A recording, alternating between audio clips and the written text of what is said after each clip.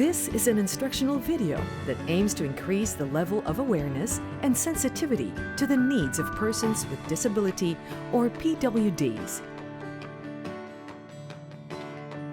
Each morning, as the Filipino nation wakes, there is one sector of society that can barely keep up with the increasingly fast pace of modern life. These are the PWDs, or persons with disability.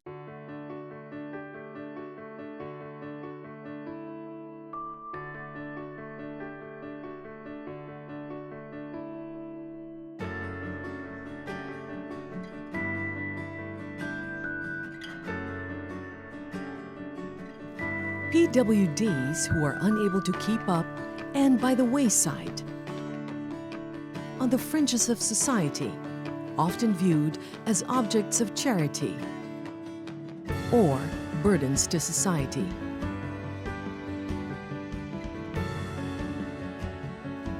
But PWDs are just like you and me, only with disabilities. PWDs also have rights, hopes, dreams, and aspirations. And like you and me, given the right opportunities, they can become productive members of society. According to the Philippine Statistics Authority, there were about 1.443 million PWDs out of a total population of 92.1 million Filipinos, or just 1.57%. This was in 2010. Based on the most recent census in 2015, there are now almost 101 million Filipinos. The World Health Organization, or WHO, estimates that about 15% of the global population lives with some form of disability, with about 2% to 4% experiencing significant difficulties in functioning. The Philippine government has passed several laws which recognize the rights of persons with disabilities. These include the Accessibility Law, or Batas Pambansa 344. Another important law is the Magna Carta on the Rights of PWDs, or Republic Act 7277. Republic Act 9442 gave a 20% discount to PWDs, similar to those enjoyed by senior citizens. Lastly, Republic Act 10524 mandates the hiring of PWDs comprising at least 1% of the total workforce for government agencies and companies employing at least 100 employees. However, despite these, the lives of PWDs are a daily struggle. They face physical barriers.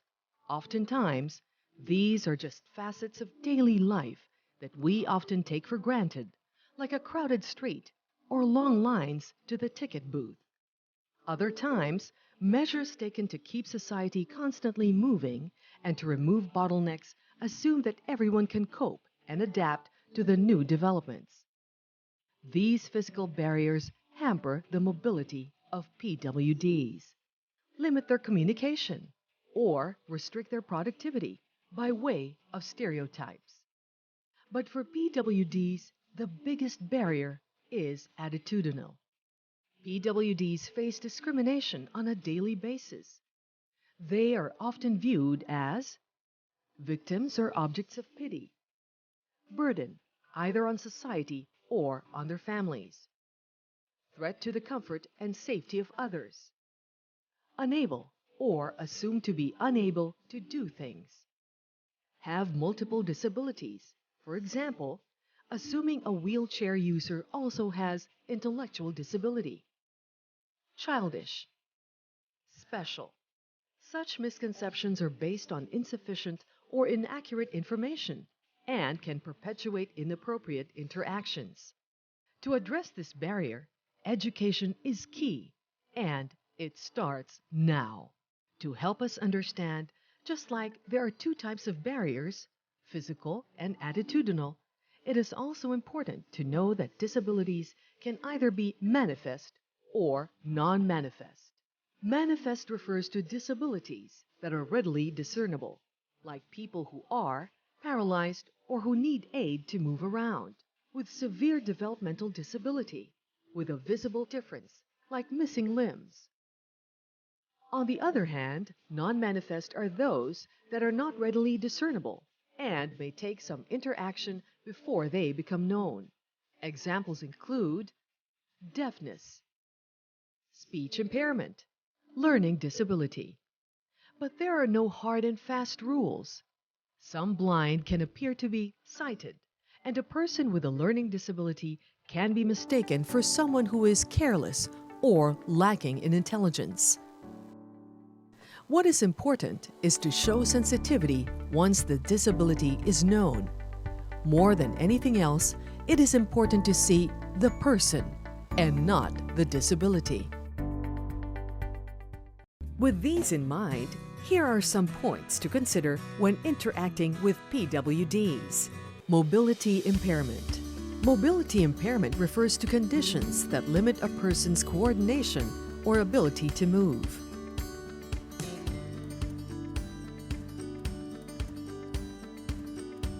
Tip number 1. When talking with a wheelchair user, attempt to converse at eye level as opposed to standing and looking down.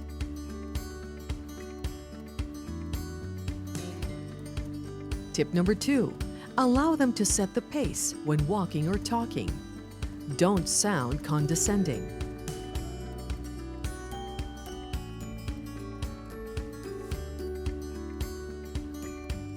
Tip number 3. A wheelchair is part of a PWD's personal space. Do not lean or put anything on the wheelchair without the user's permission. Tip number 4. Avoid staring. PWDs also value their privacy. Sometimes they are conscious of their impairments.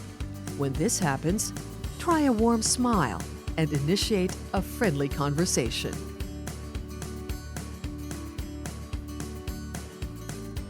Tip number 5. The sense of touch, like a pat on the back or a handshake, speaks volumes and assures the PWD that you do not consider them untouchable.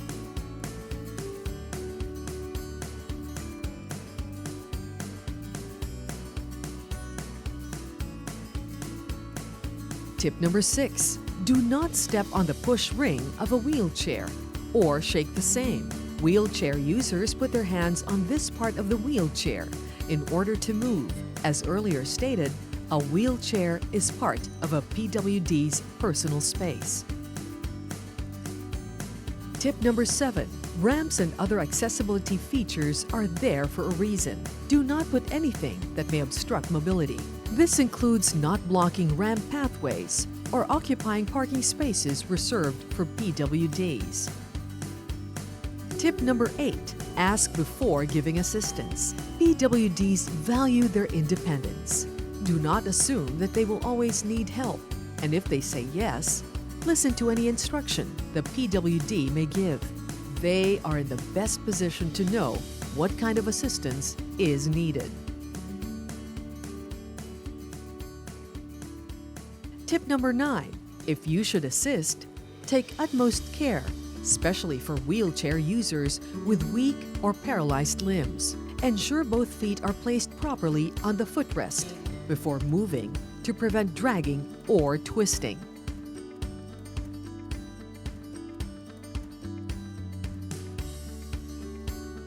Tip number 10. Take extra care when pushing over humps, inclined roads, or stony or bumpy pavements.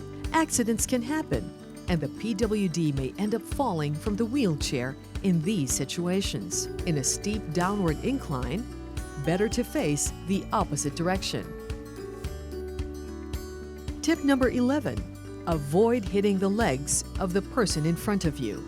At the same time, it is best to give way when you realize that there is a wheelchair user behind you. Tip number 12. Avoid turning the wheelchair around rapidly. The sudden turn may cause disorientation or dizziness. Deaf. This includes people who are completely deaf or have partial hearing in one or both ears. Tip number 1. If you do not know how to sign, ask the statement to be repeated or written down. A pen and paper or your phone may just be all you'll need to communicate. Still, if you don't have both, you can substitute your finger and your forearm for the pen and paper.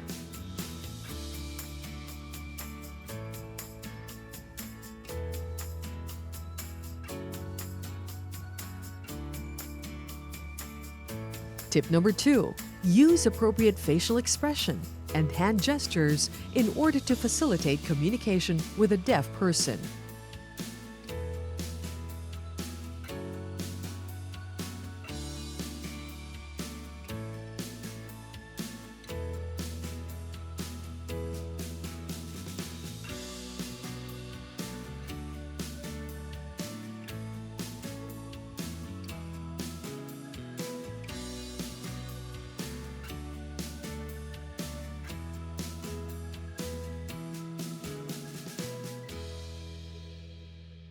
Tip number 3, use a gentle tap on the shoulder or wave your hand to get a deaf's attention.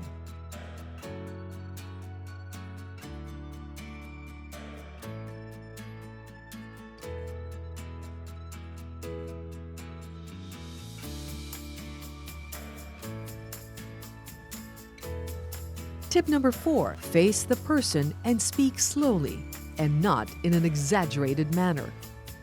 Some deaf can read lips, so it may be helpful to speak slowly and deliberately. However, do not exaggerate, as it may be misinterpreted as mocking the other person.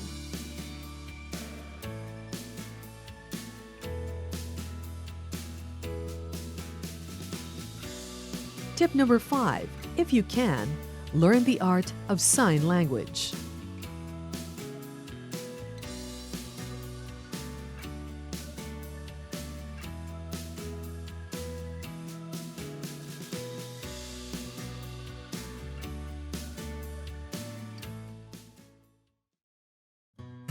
Blind. This includes people with no vision, some functional vision, those who are colorblind, and those with other eyesight problems related to aging. Tip number 1. When guiding a blind person, offer your arm and let them take it rather than pulling his or her arm. There is a proper way to assist the blind.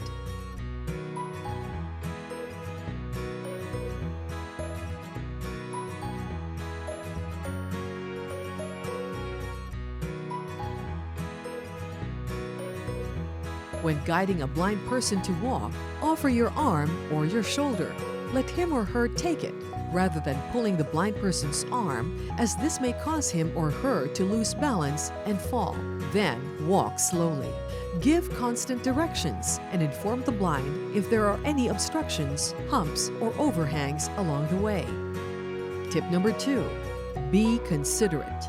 If you see a blind person headed your direction, give way. If you can, hold the doorway.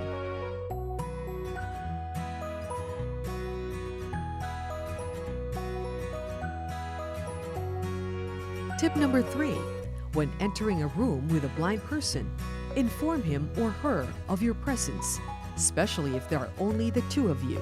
Similarly, do not leave without informing him or her. Tip number 4.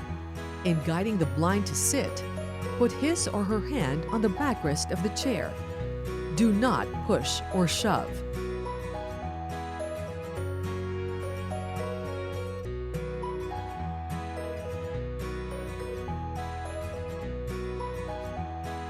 Tip number 5.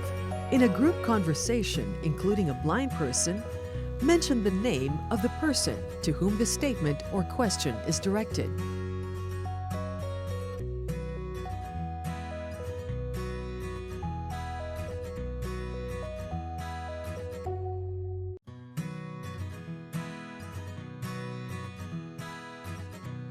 Tip number 6. Speak in a normal voice. Address the blind directly, not their assister. The blind can hear, so speak in a normal voice.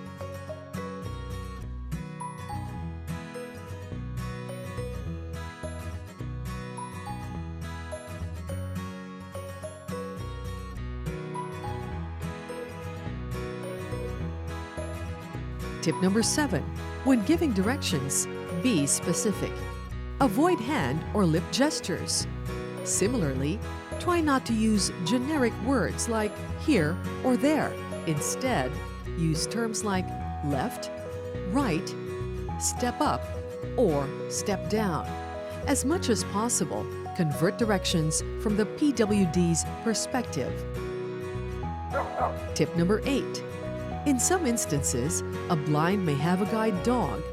It is at work, so do not pet or play with a guide dog. Developmental disability. Developmental disability has something to do with the way the brain is wired.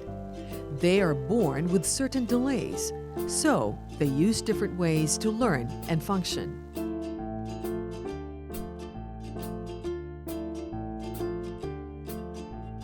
Tip number 1. Strive to create a quiet haven with only a few well-chosen pictures, charts, and visual stimuli.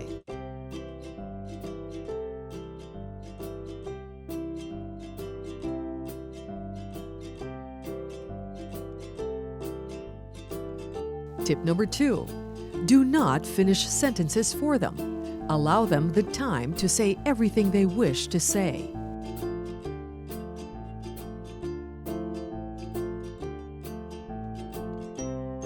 Tip number 3. Take every opportunity to praise the person, reinforce his or her strengths.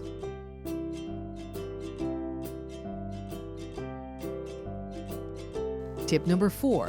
Be extra patient.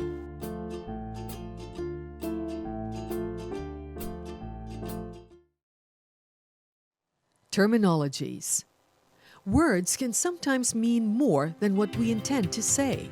Some words, particularly those used to describe PWDs, already connote discrimination and are no longer appropriate to use.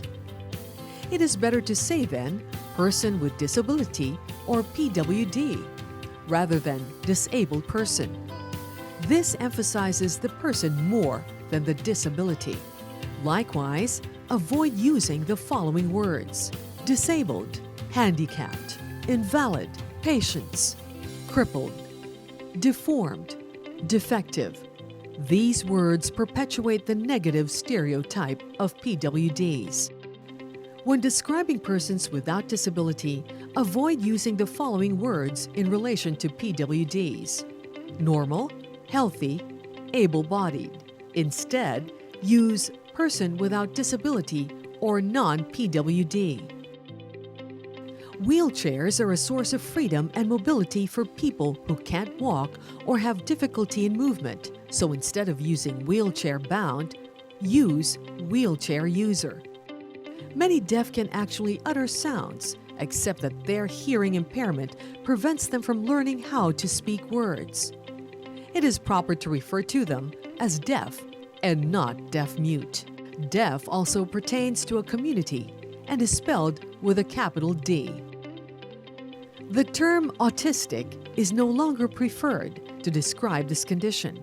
It is better to use person with autism. In school or at the workplace, make sure everything that the PWD needs is within reach. Avoid asking about someone's disability. Let the PWD mention his or her disability first. If you must ask, be sensitive and be respectful at all times. Polio. 8 years old ako noon.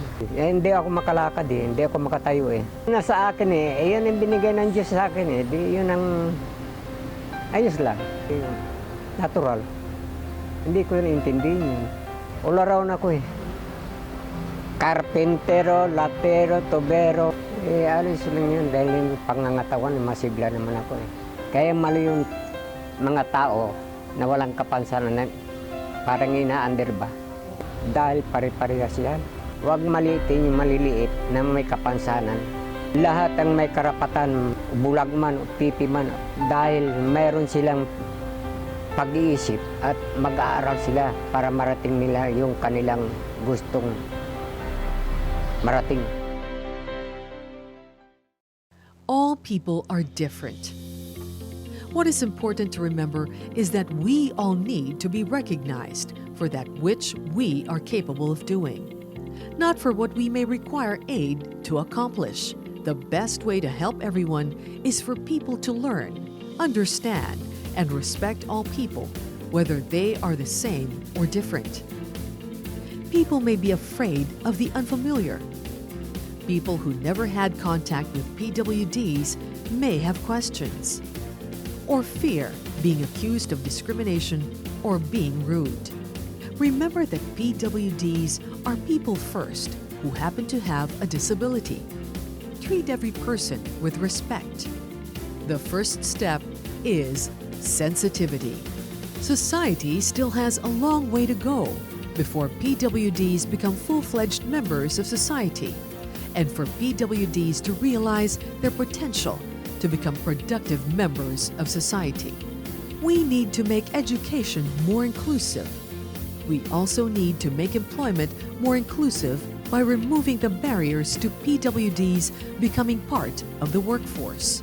Inclusive means nobody's left behind, and that is the kind of development and future we want.